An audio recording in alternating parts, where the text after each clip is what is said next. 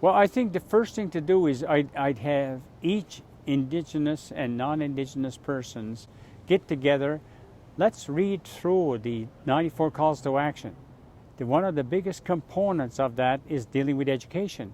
In other words, how to improve the curriculum at the school level so that the teachers, the students, Indigenous and non-Indigenous, can learn together about the important contribution that Indigenous people made to this country. When Samuel de Champlain first arrived in 1604, his men were starving. They had scurvy. They didn't think they would survive.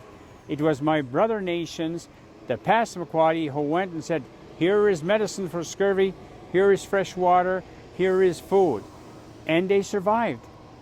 So for Indigenous people in this country, what we suffered is what we call cultural genocide, because it destroyed our languages, it destroyed our identity, it destroyed our spirituality, it introduced us hate, pain, and took away love and relationships with our parents and grandparents and communities.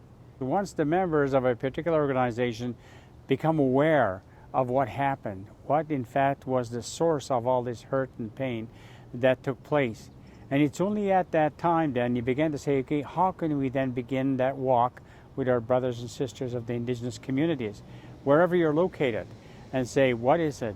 Let's listen to them. That's why it's so important that in Canada, this be recognized and say, what can we do to make things better?